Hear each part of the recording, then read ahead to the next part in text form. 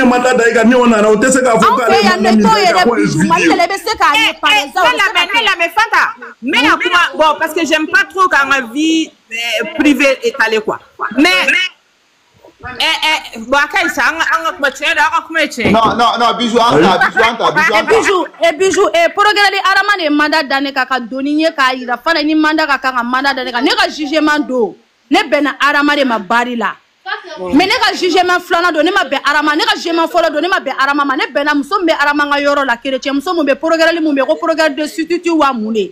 substitut ne bena o muso inema ne ka jugement flana do ne bena arama ma c'est pas obligé que programme me mandat de ka ki ka jugement do ki be ama bari la o sera di kayi o mais Fanta Koko on procureur d'oreille mo shima procureur d'oreille esa bijou ma ki procureur d'oreille c'est ka ne ka kuma fam ne ko bijou wallahi ka kuma ne ma ki d'oreille ke ne ko nganga nyogo famia na bijou brame bijou ne ko e ma yo procureur ka bo e bijou ne ko procureur ka bo bijou ne ko procureur ka bo ki yere exprimer mo jama do ne wo amani voilà ne mali ko re no ay bijou ma d'oreille de non e ka la message ne ma ko famu bijou de siane maro parce que procureur qui doit ko adorer quoi bijou malla bijou siane maro ko la Francie il n'a pas un mounion que samta la comme iko kama ke directi la ne kunto kalama ne nyana parce que ne a émission et 5 avec un nyafo ko no ko mo do minena alu na nu basanga fola tu vois mais ne kuta do katara émission do de la aya fo yoro la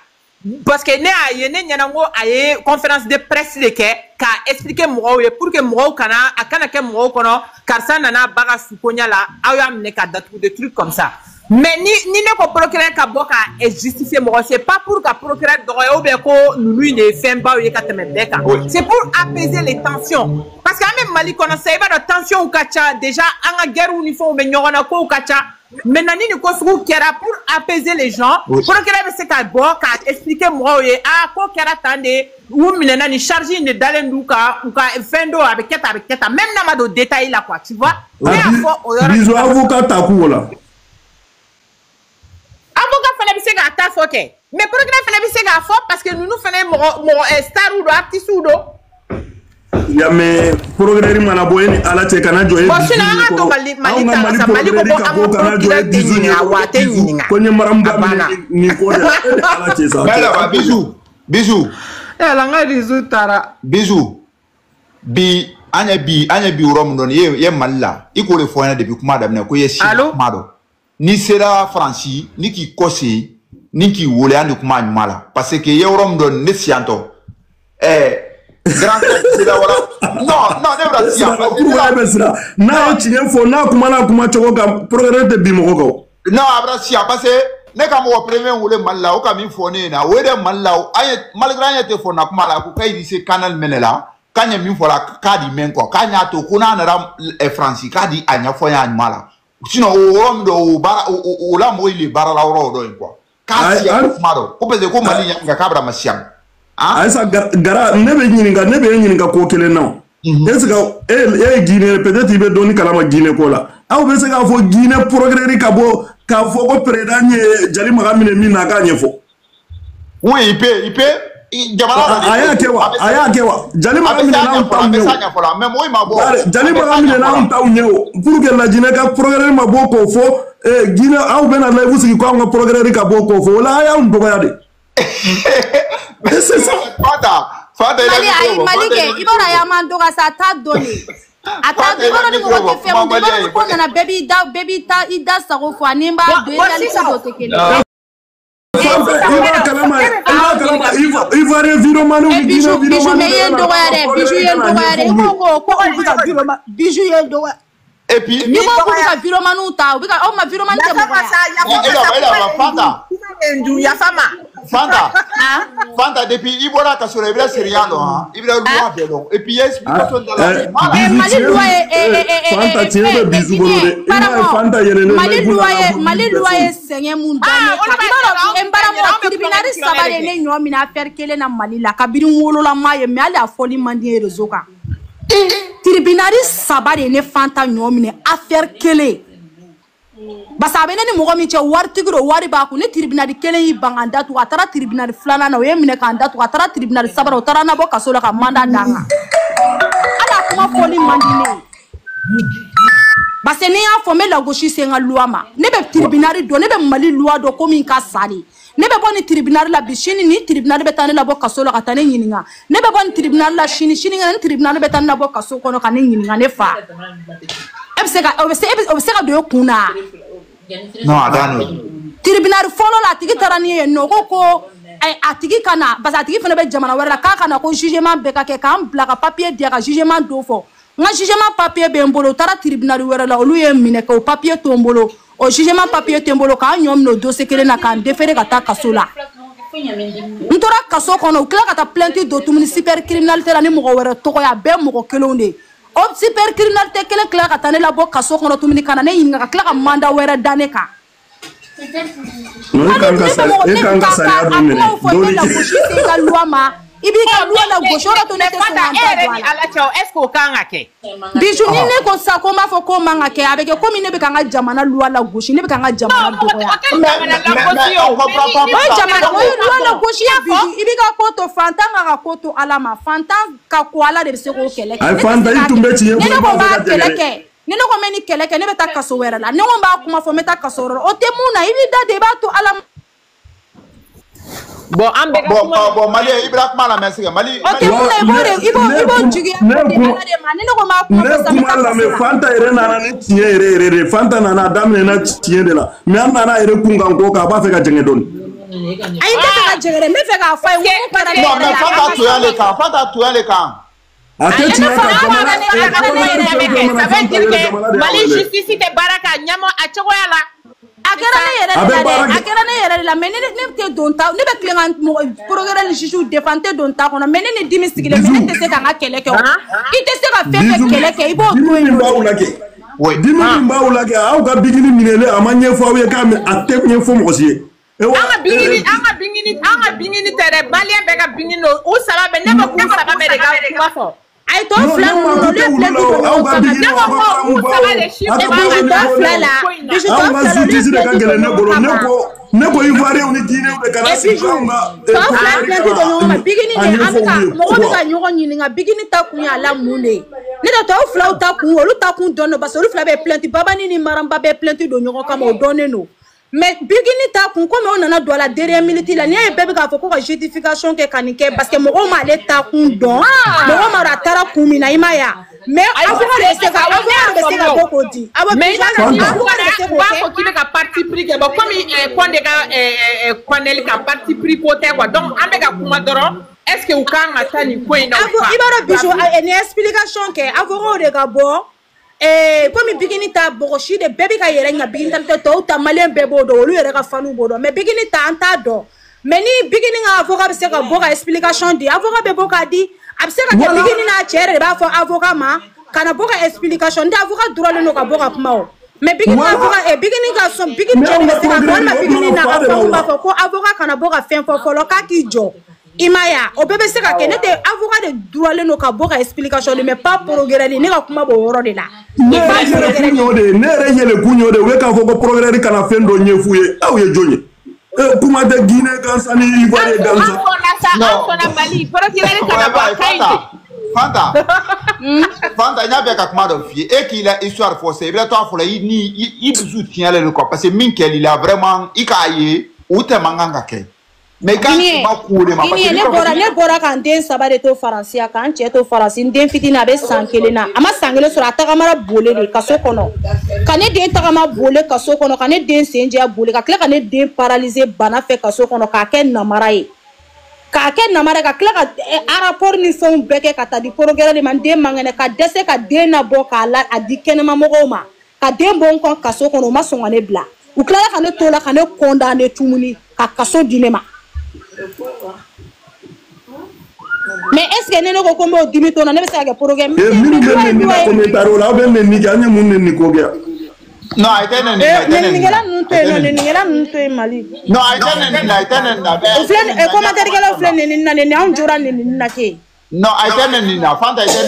didn't. do lagare ko ko ne taramna lagare ko ne nini nge rezoka nini ere muno ere ka fo ko kisiki ko ka nini fani ni banini ko nini ere lagare ko nini ke boy beta ile dika so fana to ni ko yan kana France min fiyege am ko ma do bonda ko lo mami ko na ni ne ta kun kero ay sinon dem ta marché ke procureur be bodi Bijou iba do mandat dado programme mandat dado programme bolla ka ta ka so Bijou frère ya bo Bijou frère ya bo WhatsApp ko quoi Bijou avec Kilimansi ke shinisa LP quand a jugé Chini Bijou be blasa fanda ay di gas ou se gana be liberté be duma uma foi que semaine fula do ku se gana uma foi que semaine fula mo ko ma degala kana ko mo ma degala ne te France ne mata kaso la kabiri wala ma kaso mo be dege kaso ko kuma la o te sabali de ko no mo ko usa nyogo ya la donna wala ne ra ye defa kaso la Eki ne ka bo France ne ma bayina kan don to no kan che to ka tanda kaso ko no kalo woro ni kile woro ne mo wallahi o kuma te sa al ere ka kaso la donna wallahi ne fa ngo c'était pas normal parce que il comme ne ka maine mais mo mi plainte de sama activité mal kuna quoi tu vois des trucs comme ça bizuni ne be nga bieti ke kata fo e ka kuma bani e kana sa e kana mali ne be ke ko ne wati ne be ta fo bole Bijou la fois ça foule non il a Bijou ne de semi fo le Bijou kala wa don ya malle la ni ki ko se wati na France ani ma bala awon yo de fo e kala o de fuyo no ante kuma Guinée ante ka kuma fo wala la ikuta pasi sans mais si ça ni beta pisi ça ite te me pisi kelenga o be fla mo e beta ni ka pièce d'identité on fa alo ko gele ale kuma don de parce que on le fier c'est ko kabra ke famadi ya on va fama o te ba mo ma ni bizu ko ge mi manga gamba minege sinon na ta ko ko nye procureur do ya procureur kana nan kama ne duma fenke aya ma fo ya iga so do Bijou ga so donné no iga adresse donné no ne rebe jigi sabe kuma mbika ni kuma kan peta ma fo wa procureur ni ne be malaki buru jare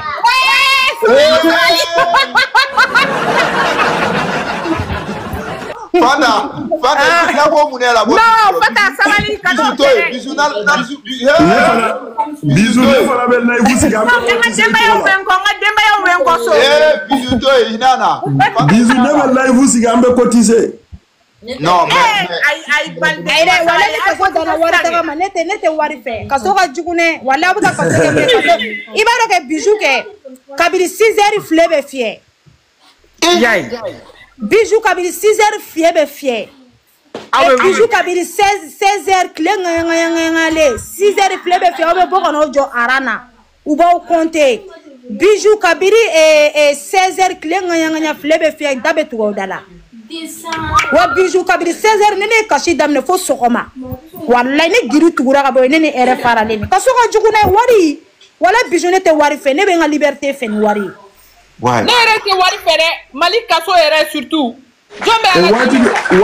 wajibi do ka konte pour que binu be le souffle nous ma ou konte ni mo ma boli ni mo be no nous ma jigi sokoma ulu be jigi de ulu jigi to Nigeria ni mo wolonvla bolla kan to kaso kono Nigeria ni mo wolonvla wakati yo on senga konte ni la Bijou sono be flefie parallambe be boli kana anjo Bijou van konte sore to Bijou kaso mai wa Bijou ni I musonyogon bolo Bijou nu I pigi pako ni kuma kan koloni ni baba ni be aramina Bijou nyeji de be boynye la lagare ni tara malanga kaso ko feke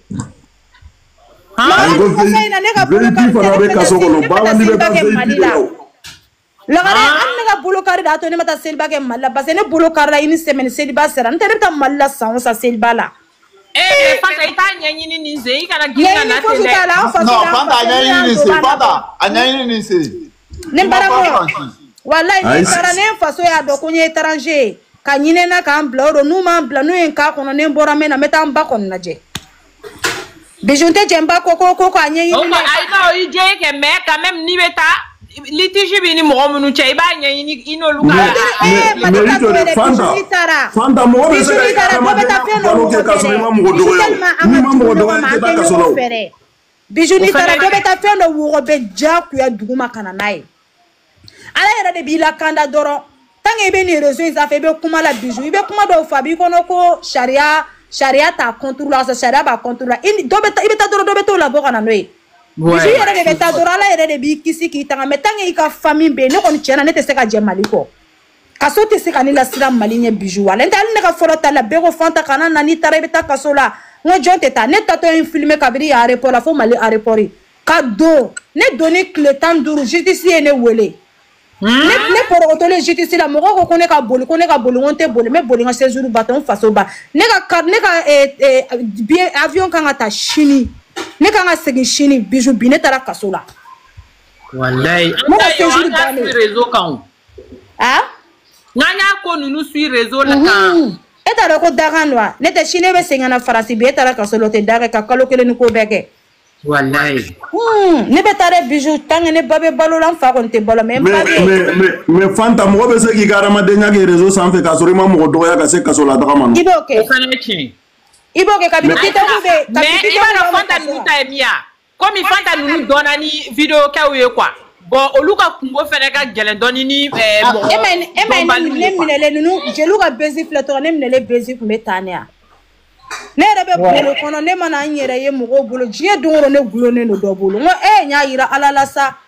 jeliw ka bezi filɛ tɔgɔ Guinée ne ka bezi kɛra ten de i b'a fɔ ko wɛrɛ tɛ Mali kɔnɔ ni Fanta ko tɛ radio so wo télévision wo TikTokers wo Mali Fantôme wo ne de bɛ bɛɛ bolo dɔw b'a fɔ a jo b'a la dɔw b'a fɔ a jo t'a la fo ka ne bɔ kaso kɔnɔ a bezi ma nɔgɔya ni dɔ mana ko n ka papier banna dɛ Faransi denw minɛla n na dɛ n tɛ se ka segin Mali la dɛ n ka so minɛla n na dɛ journaliste dɔ bɛ bɔ n'o kuma ye o bɛ kɛ débat wɛrɛ ye kalo 6 ni tile 6 ne photo ma jigin Bijou ka numéro ta n'a bɛ taa kaso la a b'an wele quoi Mali sabali mi deli horo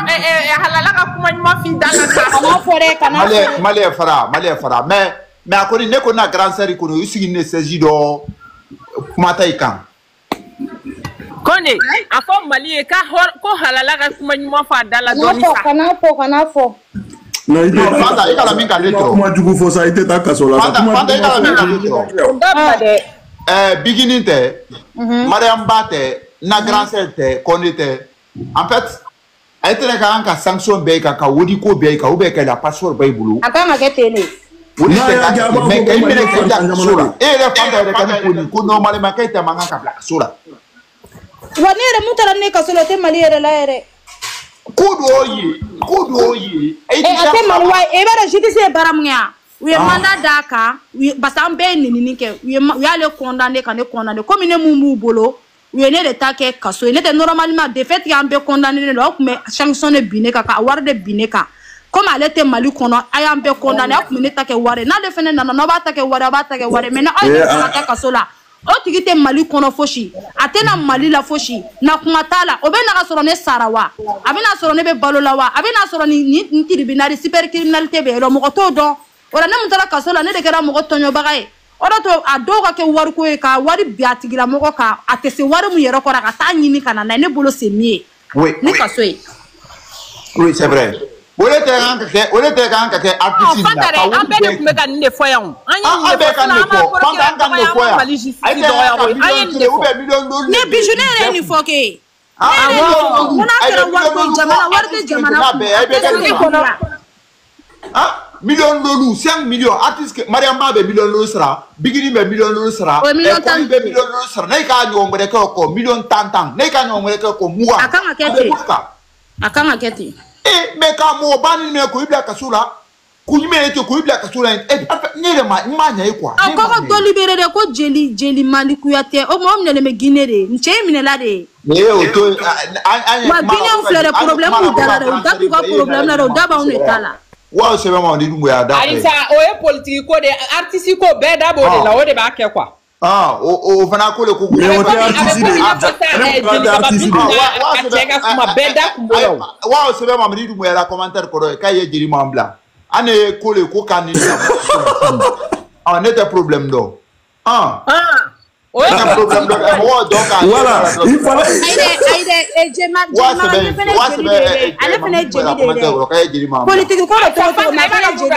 Comme artiste conflent, ça c'est sans frontières. D'où mon baby dado là. Aïe mais j'ai fait ta jeli de faire. Aïe la vie on a changé un cola. Ambe kundato la ambe. Aïe ça mais j'ai fait jeli que mon frère me le. Ah jeli mais elle est Fanga jeli keni jeli jeli ma jeli ini ala. Ne mi ne réseau le cas.